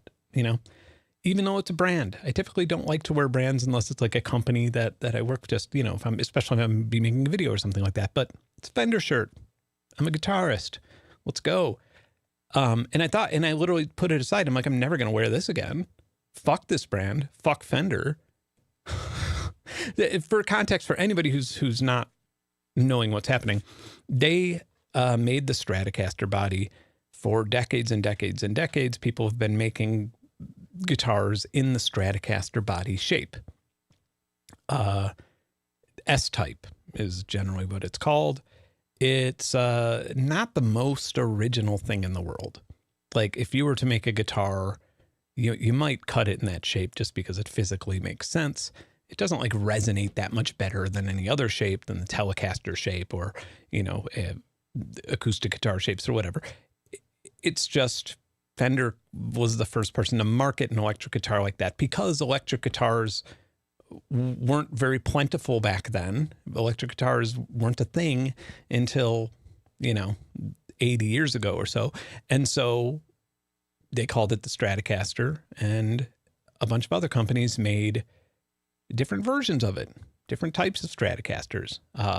Some that were clones of Stratocasters in the beginning. Now it's just every company has an S-type. That's just normal. And so just recently, Fender won a lawsuit against, I believe it was like a Chinese company that was making Strat clones that didn't even show up to court because they knew that, they had nothing. And then Fender, what is it? They immediately demand money from any company, even if it's a luthier who's made two types of guitars in their life, immediately demands money, like hundreds of thousands of dollars from every single person who's made any single one, and then immediately to destroy all of the S-type guitars they have in stock. So it's everything in Sweetwater, everything in Guitar Center on the shelves, everything to destroy it, and then never make another S-type again without Fender's permission. And overnight, Fender went from one of the most valuable brands in musical instruments. And the Coca-Cola, when people who have S-type guitars have, they kind of have the Dr. Peppers, they kind of have the Diet Rights, or, the Kroger brand colas. Even if it was a PRS or something, it's like you had an S-type and it wasn't a real Strat. They somehow flipped that to where now holding a Fender guitar is the lamest fucking thing you can do. And having a fake Fender guitar, having a fake Strat, or having an S-type guitar that's not an actual Strat is like the coolest guitar you could own. Like, how the fuck does this company not know how rock and roll works when they were involved in its creation? Like, it just blows my mind. I cannot believe it, and I'm happy for them. I am happy that they are going to probably have to sell out to a private equity group at some point, and they're just going to lose all of the cool that they built, and it'll be a lesson for the rest of the world that this awesome guitar company that had so much brand value is now a pile of steaming garbage based on their behavior. And I do not know a single person who feels differently, no matter where they are on this political side. I've not heard one person in good faith defend Fender on this. And I obviously know a lot of people in the music gear industry. I think part of them is owned by a private equity firm, but I guarantee the rest of it will after this plays out. Yeah. I can't believe it. Like, it's just, what are you fucking thinking? I wonder who made that decision and how old they are. Like, I feel like there has to be some dementia involved. Like, hey, they used our Strat. Let's get all the money from that. That'll work. Maybe. Like, yeah, just like a fucking 80-year-old man thought, where you just have, like, nothing left but some loose change up in your head, and you're just like, you're angry about something, and you just make some rash decision. Yeah, I can't believe it. Yeah, I own Fenders. I own plenty of Fenders. My dad has a bunch of old Strats. He collects the things. Not in a rich guy way, but, as much as he could afford. He loves Fenders. Is it Behringer's business practices that you take issue with or do not like their products? I recently posted on a forum for some non-snobbery opinions about Behringer synth, sound and build. Yeah, I mean, so look, with Behringer, when it comes to Behringer, there is stuff I like. And I don't think I would touch the DeepMind now just because I have this shit, but like, I bought the DeepMind on release day. I was on tour and I lugged that shit around the country and played it in hotel rooms because it was the first polysynth that I could afford, the first analog polysynth I could afford. And it was mostly original. It was an original design. And I mean, it has some like Juno-ish stuff in it, but yeah, at that point I was like, wow, Behringer's coming up, man. This is amazing. They're really making this awesome. The Neutron is fun. It's boring on its own, but if you're getting into modular, yeah, I don't know how much they cost now, but it was like $300 when I got it. It's like, yeah, absolutely. $300 for semi-modular like that could do a lot of mileage. You have LFOs, clocks, like filters. It's not the best thing in the world, but for the price, it's incredible. All of the clone stuff, if we're only talking about gear and we're not talking about the company's behavior, the quality control is not great. I've banned, I've bought Behringer power supplies for my modular in a pinch, just because I needed one in a day, and that was the only one available on Amazon at the time or something like that. And as a result, I've banned all Behringer power supplies from my modular. I think I have a Behringer envelope generator and a filter or something, 2 little things in there. But yeah, I have noticed that the quality control of their products is not great, as one would expect for the price, right? If you expect good quality control for that price, considering where it's made and how it's made, that you're going to be disappointed. At the end of the day, you're always getting what you pay for. I think my issue with it is, and I got fucking torn up for having this opinion in a video some years ago, is when it comes to Behringer making a Model D and working with Sweetwater to actually promote the Model D more than Moog's Model D clone, right? Like even the company that invented the thing. And then Sweetwater saying, yeah, here you go, we'll put it up on our store. It just makes me think dude, if I made a Nike Air Jordan, my name's Jordan, last name, just like Michael. So I made a Nike Air Jordan that looked exactly like the real Air Jordans. And I went to Foot Locker and put them and said, hey, do you want to sell these? You'll make money. And Foot Locker said, yeah, sure. I'll put it up there with the real Nike Air Jordans. They actually will prioritize them because they're cheaper, so we know we'll sell more. It'll make us more money at the end of the day. What the fuck do you think would happen? What do you think Nike would do?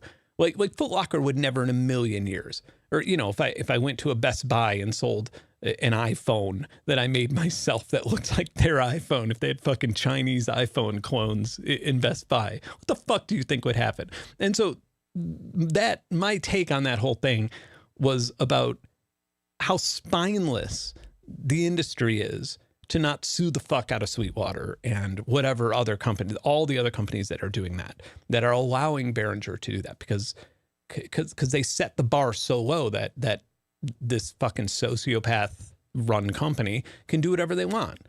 That was my message of the whole thing. And the other thing is if you really want a Moog Model D, why?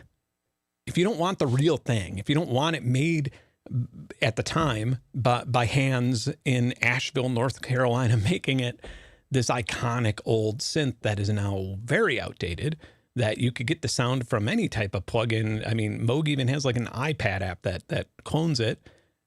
You get that sound from any mono synth, really. If it's not that difficult. Why do you need it? Why are you buying a clone? I just don't understand it. I'm not criticizing it. I just don't get it. Like out of all the gear you could spend your money on, why are you buying it on that? Are you trying to recreate those old 1960s synthesizer albums or something? And make videos that you have the exact same gear? I'm not really sure what would justify buying a bunch of old gear that hasn't been made in a long time to begin with, unless you were starting a museum or unless you were a collector. And if you're a collector, then why do you want fake ones? Don't you want the real ones? Don't you want to go to thrift shops and wait for that moment when one's good and then you could restore it? Isn't that infinitely cooler than buying a Behringer one? I don't know. But the point is, I'm not even looking at the chat until I'm done with my rant here. The point is with Behringer, the company has bad ethics, terrible ethics. I know more about the CEO than he's comfortable with. And I know a lot more about the CEO than I've publicly disclosed. I've even tried shaking the man's hand to say, hey, we could probably find something that we agree on with the tariffs coming soon. This is a few years ago. And he pretended like I didn't exist because he's that petty. Yeah, I mean, he's, the stories, the shit he's done. And the people who do buy gear, who do buy filters and shit and power supplies and neutrons and deep mines and whatever else, then they have to weigh that out. They have to be they have to either cling on to the company and defend his behavior because they spent money on something, or they have to then feel embarrassed because they own a piece of gear. It's shitty. I didn't put people into that position. I don't shame musicians for owning Behringer gear. I never would do that. But he does by behaving the way he behaves. He's the one creating those problems. So yeah, everybody gets their own choice on that one. I can't tell people how to spend their money. Yeah, I mean, it's fucking weird. It's strange that you have to, I mean, you know what? I've printed out multiple times. I've printed out stickers that cover brands that were kind of made with Behringer in mind. They're like Behringer brand covers for people who just want to use the gear, but don't want to see that asshole's last name, which is like, and I've literally seen like Instagram videos with like those little stickers back there because I've like given them away at KnobCon and stuff like that. But yeah, I mean, one thing that you see a lot is, yeah, I mean, one of the Behringer defenses is like, oh, you don't think that poor people should have synths, which is just like, that is the dumbest bullshit I've ever heard. Like, poor people are free to go to GitHub and download an enormous amount of shit, amazing shit that would allow them to make professional music. And they would never even get to the other end of it because it's so massive and so immense and so creative. And that's not even the stuff that's not open source, that's free. And that's not even the stuff that's completely affordable. Like, there is no shortage of amazing, like most of the most amazing music gear coming out is open source or free. Like that's the beauty of it. And then the fucking Moog Model D clone is the thing that costs a few $100 and up from there. And part of that whole video was me pointing out that owning a vintage analog synth or any analog synth is a luxury item. Like the way that when I've done consulting with pro audio companies and distributors back in the day, there is no like synth index. I would basically look at the numbers by looking at sales and trends around the world and in imports of luxury items, because if luxury items go up, if people are buying handbags more often, then, you know, the incel dudes that, you know, or the people fucking married to the handbag people are buying analog synths more often because they have that money, and rather than putting it in a retirement, they're wasting it on modular synths and shit. So, I mean, that's just sort of, that's the reality of it. And it's not to shame anyone, but yeah, owning an analog polysynth is a luxury. Most people in the world do not have that luxury. I am very grateful and I count my blessings that I have it. But I would survive without it. You know, like there's, if I had to sell it, I would. And I would enjoy GitHub. Probably would make better music anyway, because I'd have less options. Yeah, Behringer should make some fake Jordans and try to sell them at Foot Locker. And they should make some fake handbags and, you know, sell them in Manhattan, sell them in Soho, and see how that goes for them. I don't know. I feel like Behringer and Music Tribe really had an opportunity to do something huge and cool and creative for a person who constantly talks about how all he wanted to do his entire life was make synthesizers, was invent synthesizers. They wanted to do that since he was a little kid. He's told that story a billion times, you know, on YouTube videos and interviews and wherever else. And then goes on to only make other people's shit, and then trolls people with their own copy, with their own IP. You know, makes a keystep clone while the keystep's still being sold, which, by the way, for a very long time cost more than the actual keystep due to tariffs, which was hilarious. But yeah, I mean, I just don't get it. It's like Fender. That's why we're talking about this to begin with. It's just one of those things where it's just like, why do you put asshole ahead of being, of making more money? Like, if you're a capitalist, why do you put your ego ahead of your own fortune? And if that's what you want to do, why are you running a company? Like, why aren't you like a fitness guru or something where like your ego could go a longer way? Anyway.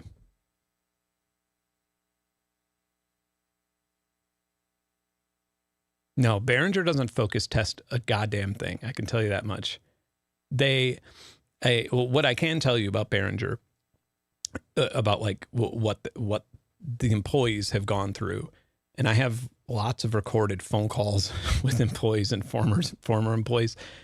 It is the type of company where the CEO will be obsessed with some new method of how he needs to restructure things. Everybody works this many hours a day and then gets this many days off, and all main operations are run out of one office, and nobody can work from home. And then he'll like listen to a fucking audiobook from another CEO, and then a week later, now everybody works from home and people have to work on weekends, but they work less hours. These are just like random examples. This isn't necessarily what's happening, but it gets restructured again. And we're using this system for all emails now, and all communications is in this. And then a month later, he reads another book from another CEO guru on maximizing efficiency and potential, and everybody's life gets uplifted again. Like, that's what it's like. It's asinine.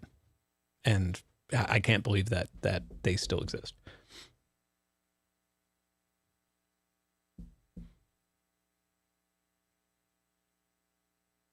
Yeah. Yep. That explains most of the decisions. It's not really about the product. It's just about like maximizing the potential of the existing blah, blah, blah. And I mean, he wanted to launch an IPO for some billions of dollars and kind of got laughed out of the room due to that lack of organization.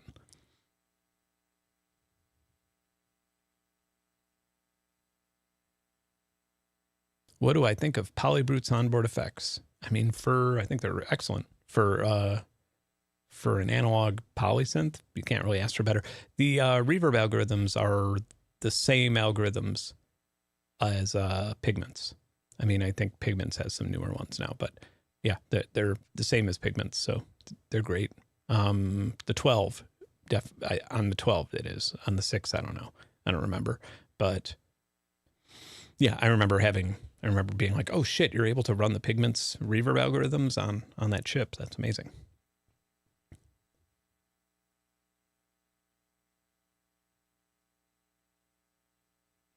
I only like Behringer because of the Trump effect. It shakes things up in the synth market. I would disagree with that. I would disagree with that because, and I'm not disagreeing with that because I don't like the guy, and I'm not disagreeing with that because it's cool to dislike him, to dislike the company.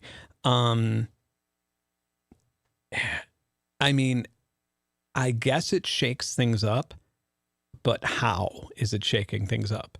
Like, is it like when you shake something up, like let's just go with that metaphor. If you're shaking something up, if you have a bunch of rocks and you're shaking a net under the rocks, you're doing so to try and keep things of value and get rid of things that aren't valuable, that are just adding weight to the overall screen, right? In this case, it's kind of doing the opposite, because he's shaking it up, and companies like Make Noise, which are small, running out of one office, it has a couple people building modules all day, and a couple designers trying to reinvent the way that music is made. And then Behringer comes along, knowing that they can't afford to sue the company, and makes a maths clone like of the exact same fucking thing, puts it on the market in the same stores. So it almost becomes, to the average person, it becomes stupid to spend money on the Make Noise one, and you would just spend money on the Behringer one. So like, what is the shaking up doing there? It's just making sure that we don't have as much innovation, which over time, over the next decade, or the next 2 decades, means that people will be less likely to buy gear because we won't have so much innovation. So yeah, it does shake it up, but kind of in the wrong way. Yeah, I mean, it's just one of those things where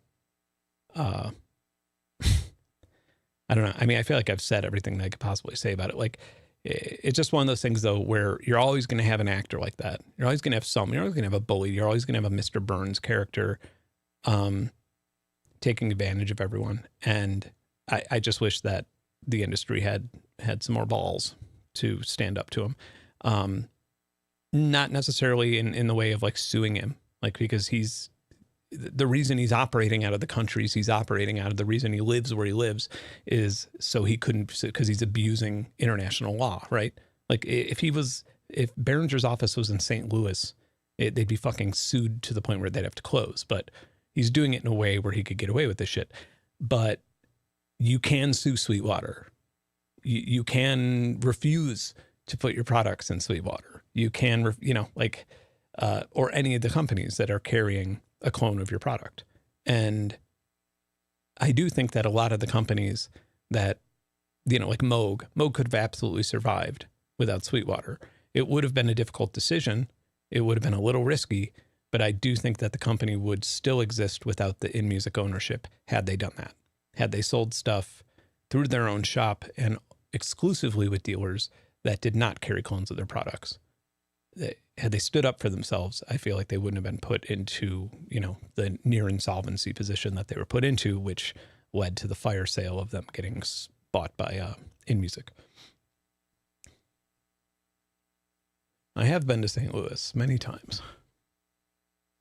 I'm not sure I've ever done anything there other than played shows or, spent the night or something when I was driving across country.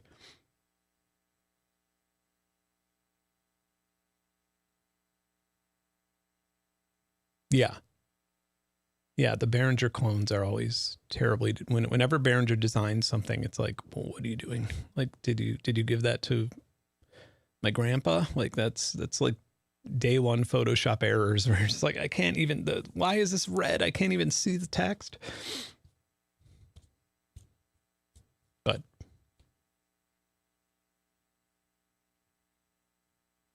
I do not have an opinion on Korg Berlin.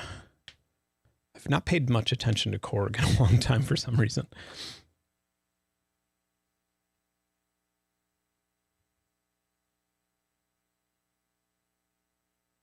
Yeah.